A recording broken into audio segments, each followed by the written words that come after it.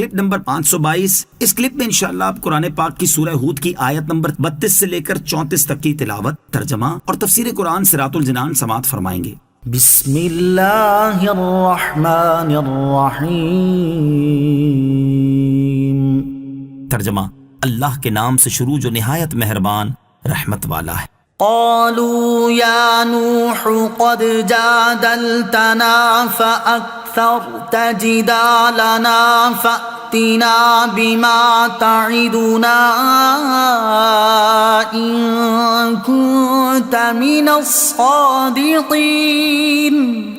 ترجمہ، انہوں نے کہا اے نوح، تو نے ہم سے جھگڑا کیا اور بہت زیادہ جھگڑا کر لیا ہے، تو اگر تم سچے ہو تو وہ عذاب لے آؤ جس کی وعیدیں تم ہمیں دیتے رہتے ہو۔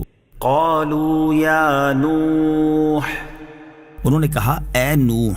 اس سے پہلی آیات میں اللہ تعالیٰ نے حضرت نوح علیہ السلام کے کفار کی طرف سے پیش کیے گئے شبہات کے جوابات ذکر فرمائے، اور کفار نے حضرت نوح علیہ السلام کے جوابات پر 2 اعتراض کیے، ان کا ذکر اس آیت میں ہے۔ پہلا اعتراض، کفار نے حضرت نوح علیہ السلام کے جوابات کو بکثرت بحث اور جھگڑا کرنے سے تعبیر کیا اور کہا کہ اے نوح علیہ السلام، تم نے ہم سے جھگڑا کیا اور بہت ہی زیادہ جھگڑا کر لیا۔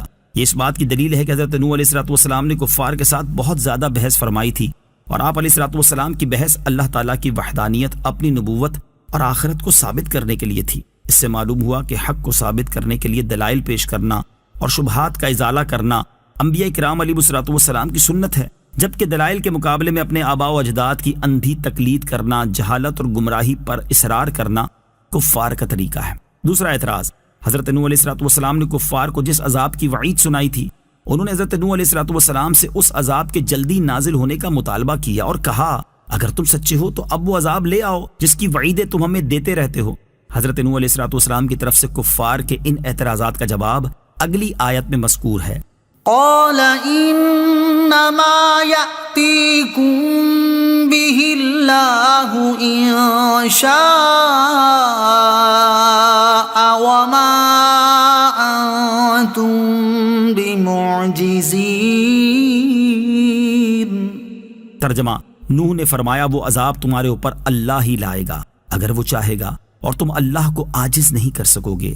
قال، فرمایا، کفار کے اعتراضات کے جوابات میں حضرت نوح علیہ السلام نے فرمایا تم پر عذاب نازل کرنے کا اختیار اللہ تعالیٰ ہی کے پاس ہے، وہ جب چاہے گا اس عذاب کو تم پر نازل کر دے گا، اور جب اس نے عذاب نازل کرنے کا ارادہ فرما لیا تو تم اس عذاب کو روک سکو گے اور نہ اس سے بچ سکو گے۔ اس سے معلوم ہوا کہ کفر یا بد عملی پر عذاب آنا ضروری نہیں، بلکہ یہ اللہ تعالیٰ کے ارادے پر موقوف ہے۔ وَلَا يَنفَعُكُمْ نُصْحِي إِنْ أَرَدْتُ أَنْ أَنصَحَ لَكُمْ إِنْ كَانَ اللَّهُ يُرِيدُ أَنْ يُغْوِيَكُمْ هُوَ رَبُّكُمْ وَإِلَيْهِ تُرْجَعُونَ۔ ترجمہ، اور اگر میں تمہاری خیر خواہی کرنا چاہوں تو تب بھی میری نصیحت تمہیں نفع نہ دے گی۔ اگر اللہ تمہیں گمراہ کرنا چاہتا ہو وہ تمہارا رب ہے اور اسی کی طرف تم لوٹائے جاؤ گے۔ ان اردت ان انصح لکم، اگر میں تمہاری خیر خواہی کرنا چاہوں۔ حضرت حسن بصری رضی اللہ تعالیٰ عنہ فرماتے ہیں یغویکم کا معنی ہے اللہ تمہیں عذاب دینا چاہے۔ اس صورت میں آیت کا معنی یہ ہوا کہ جس دن تم پر عذاب نازل ہوا اور تم وہ عذاب دیکھ کر ایمان لائے تو اس دن میری نصیحت تمہیں کوئی فائدہ نہ دے گی، کیونکہ عذاب نازل ہوتے وقت کا ایمان قبول نہیں۔ میری نصیحت تمہیں اس وقت فائدہ دے گی جب تم عذاب کا مشاہدہ کرنے سے پہلے ایمان لے آؤ۔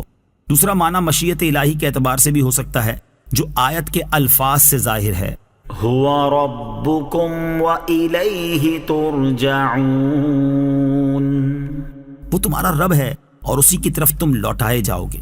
یعنی تمہارا خدا وہی ہے جس نے تمہیں پیدا کیا اور تمہاری پرورش کی۔ وہ تمہاری موت سے پہلے اور موت کے بعد دونوں حالتوں میں تمہاری ذات اور صفات میں تصرف کرنے کا پورا اختیار رکھتا ہے، اور مرنے کے بعد تمہیں اسی کی طرف لوٹ کر آنا ہے۔ یہ آیت اللہ تعالیٰ کی گرفت سے ڈرانے میں انتہائی مفید ہے۔